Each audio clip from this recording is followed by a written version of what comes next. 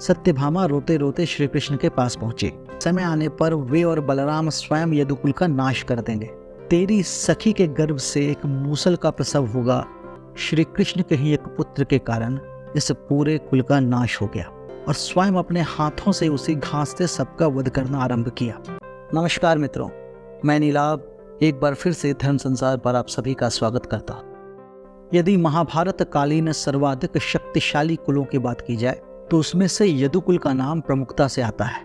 यही वो महान वंश था जिसमें भगवान विष्णु के 8वें अवतार बलराम और 9वें अवतार श्री कृष्ण ने जन्म लिया। कहा जाता है कि यह कुल इतना शक्तिशाली था और उसमें ऐसे ऐसे योद्धा थे जिन्हें परास्त कर पाना असंभव था। फिर भी इस कुल के मुखिया श्री कृष्ण के ही एक पुत्र के कारण इस पूरे कुल का नाश हो गया। सांब, यह श्री कृष्ण और उनकी दूसरी पत्नी जामवंती के ज्येष्ठ पुत्र थे, जिनका विवाह दुर्योधन की पुत्री लक्ष्मणा से हुआ था। जब महाभारत का युद्ध समाप्त हुआ तो गांधारी ने श्री कृष्ण को ही इसका दोषी मानते हुए यदुकुल के नाश का श्राप दे दिया, जिसे श्री कृष्ण ने सहर्ष स्वीकार किया। उन्होंने यह भी कहा कि समय आने पर वे और बलराम स्वयं यदुकुल का नाश कर देंगे। हालांकि किसी ने उस समय यह नहीं सोचा था कि उनके कुल का नाश स्वयं उनके अपने पुत्र सांब के कारण ही होगा। महाभारत को समाप्त हुए 36 वर्ष बीत चुके थे। एक बार महर्षि दुर्वासा और अन्य ऋषि द्वारका पधारे। ऋषियों का इतना बड़ा झुंड देखकर सांब और उनके मित्रों ने उनसे ठिठोली करने की सोची। उन सब ने सांब को एक स्त्री के रूप में सजाया और उनका मुख ढककर महर्षि दुर्वासा के पास ले गए। उन्होंने हंसी में महर्षि को प्रणाम कर उनसे कहा, हे महर्षि, यह हमारी सखी गर्भवती है। आप लोग तो सर्वज्ञानी हैं, अतः भविष्यवाणी करके यह बताइए कि इसे प्रसव में पुत्र होगा या पुत्री।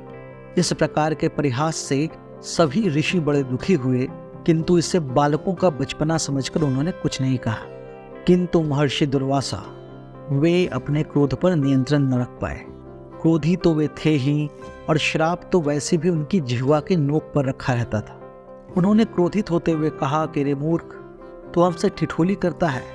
जा, तेरी सखी के गर्भ से एक मूसल का प्रसव होगा और उसी मूसल से समस्त यदुकुल का नाश हो जाएगा।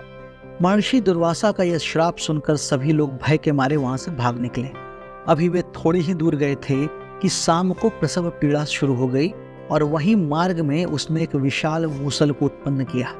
सभी अत्यंत भयभीत हो उस मूसल को लेकर श्री कृष्ण के पास पहुंचे और उन्हें सारी घटनाएं सच सच बता दी। जब श्री कृष्ण और बलराम ने ऐसा सुना तो वे अत्यंत दुखी हुए।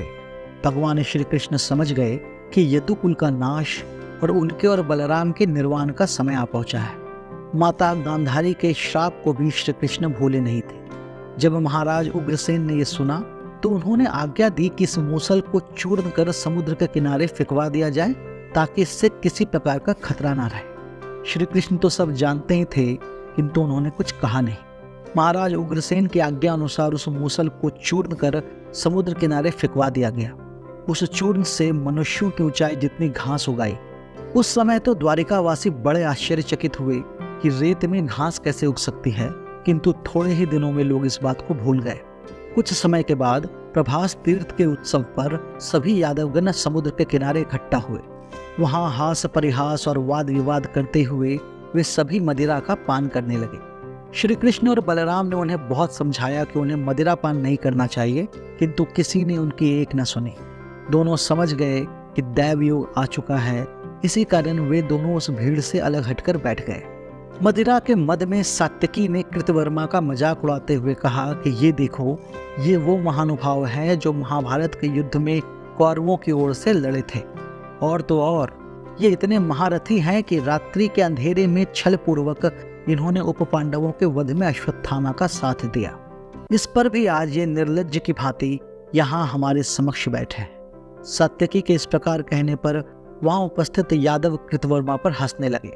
ऐसा देखकर कृतवर्मा स्वयं को अत्यंत अपमानित महसूस करने लगे और उन्होंने क्रोध में कहा कि रे क्लीव, तू मेरी वीरता की क्या बात करता है? तेरी वीरता भी तो जग जाहिर है। तूने भूरी श्रवा का छल से वध किया। यदि ऐसा ना होता तो तू कब का नरक सिधार गया होता।